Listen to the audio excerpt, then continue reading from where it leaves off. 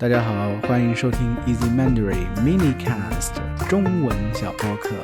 今天咱们聊一个非常有意思的中国文化现象啊，就是为什么中国人很难直接说不呢？这种情况可能我相信很多朋友特别是在中国的外国朋友都遇到过。比如说你邀请一个朋友一个中国朋友去聚会或者出去玩的时候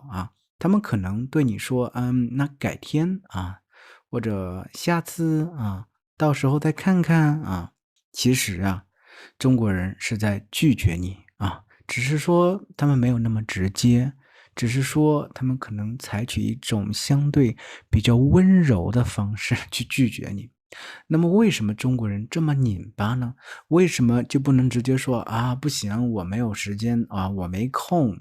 这个其实就涉及中国文化里头一个非常重要的一个概念，就是和气以和为贵好像拒绝别人让别人下不来台这是让我们很不舒服的一个方式所以中国人自古以来都是非常的含蓄然后我觉得因为有这个和的概念在这里成为我们这个定海神针我们就很难说出特别直接的，在我们的理解里头是挺伤人的话而且我觉得就是在人际关系中有时候中国人也特别想要保持一种平衡这种平衡它其实特别微妙，对不对？就是其实你假如把话说死了，就是我对你很直接不行就是不行，这就把话说死了，不见面就是不见面，说死了。那下回说不来，我真想和你见面呢。下回说不来，我真的有求于你呢。下回说不来，真的我们有别的机会需要见面呢。那个时候，因为我们之前把话说死了，是不是这个，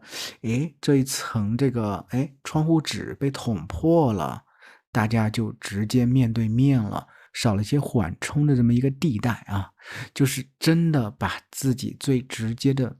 内心的想法，最直接的本心的一个状态袒露在呈现在对方面前，这个对于我们中国人而言也是特别不舒适的。我觉得这个其实应该和中国人从小到大的这个教育有很大的关系。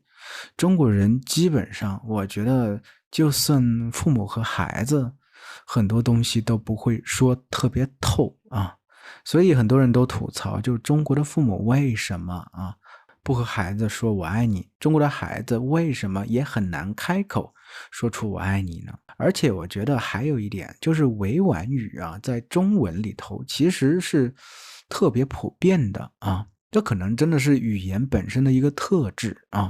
就是我们会习惯这种语言。这个其实就是大家在学习语言本身的时候，可能不是能特别清晰的能感受到。特别是一开始的时候，你还用自己的母语去思考的时候，中文是一种转换后的语言的话，你会觉得很奇怪。但是说实话，你要真正的就是熟练的掌握这门语言，那你就需要深入这个语言背后的文化，那你就需要了解到一些委婉的说法这个其实在每个语言里都会有一些不同的呈现的方式，在中文里头就是极端的委婉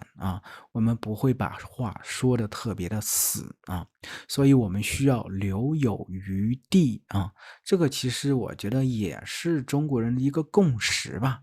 就是一种文化上的共识，不需要说，我们都知道。所以有时候说不这个不是简简单单一个字，我觉得是一种说话的艺术所以你以后如果听到改天吧，到时候再看看没准就是我们在说